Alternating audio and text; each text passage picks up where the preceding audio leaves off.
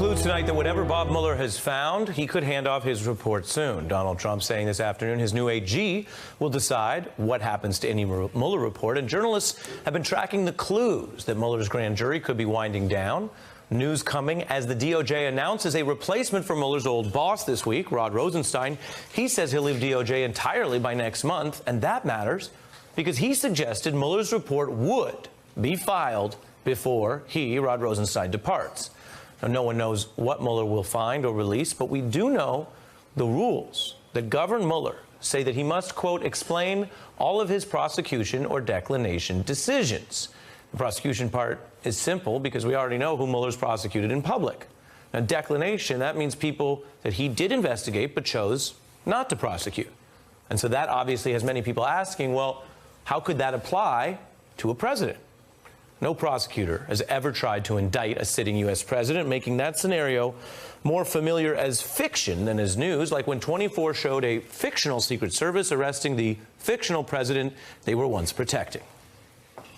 Mr. Clark, arrest these men and get them the hell out of here. I'm sorry, Mr. President. We have our orders. You take your orders from me. Not anymore. Not anymore, depending on what era you're in, that might be more or less exciting. But why, legally, is considering that more fantasy than reality? Well, as everyone waits the Mueller report tonight, it is worth getting into the answer. The Constitution does not say this explicitly, but many scholars believe it suggests against indicting a sitting president.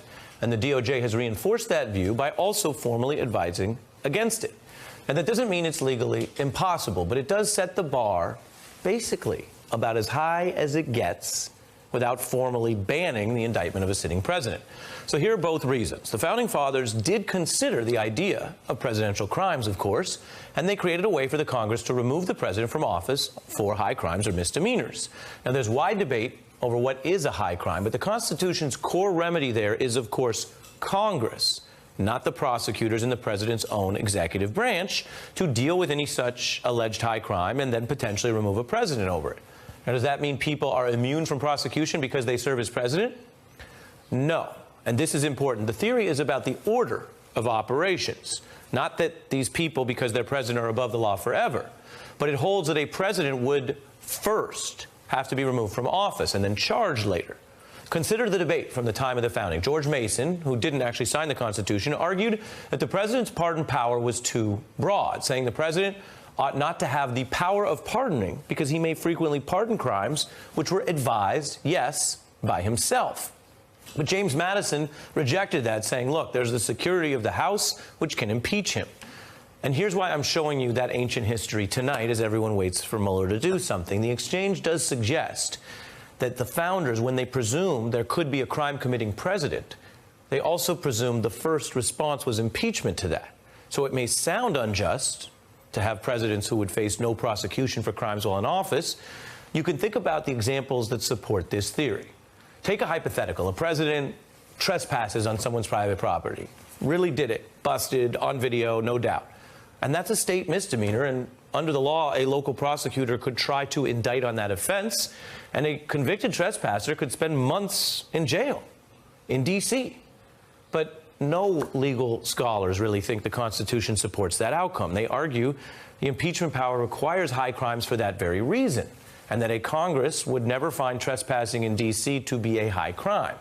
Then there's the second reason that it is hard to consider indicting a sitting president. You've probably heard a lot about this one, that the DOJ recommends against it.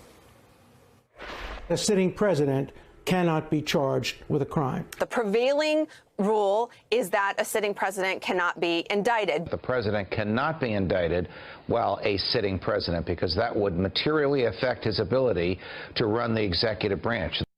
This view that you hear on the news has become so commonplace, it works as a punchline about why Trump acts like he's above the law. So, Rudy, did you go on Fox News last night? Like 20 times, yeah. Don't worry, I told them that you were openly colluding with Russia, but then I ended with, so what? Should all be fine. Yeah. Thanks, Rudy.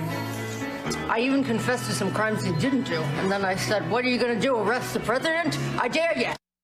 I dare you. Goes well beyond skits. That's SNL, Rudy. But Trump's own real lawyers, like Real Rudy, they don't just say that he's innocent. They also make this more suspicious-sounding argument that even if he were guilty, the DOJ doesn't have the right to indict under the rules. And they note that indicting a president would unduly interfere with his constitutionally assigned duties, and that regardless of guilt, indictment alone would handicap a presidency, taking an overwhelming degree of preoccupation away from the president. Now, the DOJ's official guidance says that this immunity that we're discussing would not preclude prosecution once the president's term is over or he's otherwise removed. That is something that could scare any president who thinks or knows they committed a crime.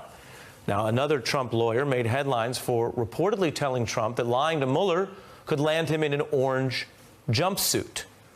Now, we don't know whether Bob Mueller's report, when it comes out, will allege that Donald Trump lied in his written answers, for example, but that was Trump's own lawyer with the view that sooner or later you could go to jail for it. So there you have it, the two reasons a sitting president is unlikely to be indicted. You have impeachment, and you have the DOJ recommending against it. But what if you had an emergency or a high crime or some reason the DOJ wanted to go forward on indicting a president? Two former special counsel have actually argued that indicting a president on the job is not always off the table. The Watergate prosecutor, Leon Jaworski, argued in a memo that there was nothing in the language of the Constitution barring the indictment of a sitting president. And then you get into modern times. Ken Starr was famously the Republican special counsel investigating Clinton. And when I asked him, he took the same view. You solicited an opinion for your investigation that argued a sitting president could be indicted. Did you agree with that view then? Yes. Do you agree with that view now? Yes.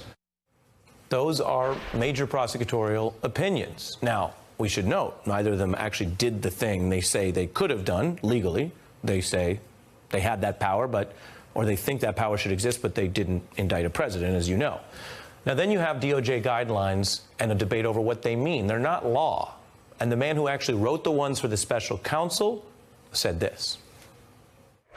The regulations say, Mueller, you're bound by DOJ policy, but you can seek exceptions. And so that's what I expect he would do.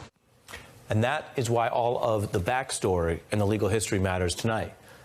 We don't know what Mueller's going to do, but if, according to the man who wrote his rules, he uncovered the kind of crime that was so significant that he needed or thought there was a public interest requirement to indict a sitting president, he could ask for an exception. But he would have to do that. He would have to do that request by submitting it to the current new Attorney General. And we know that judges are no stranger to keeping presidents in line. They ultimately ordered Nixon to turn over those very damning Watergate tapes. They said the president didn't have a kind of limitless executive privilege to withhold the information. It is a unanimous decision, Doug, 8-0. Justice Rehnquist took no part in the decision ordering the President of the United States to turn over the tapes. That was one of those moments in Watergate that changed history. We don't know yet whether anything in the Mueller report will push towards one of those moments now. The reason why we look at the law and the Constitution and mention tonight that there is a very high bar to ever go that far against a president is because it is the law and not our opinions about any given president that matters.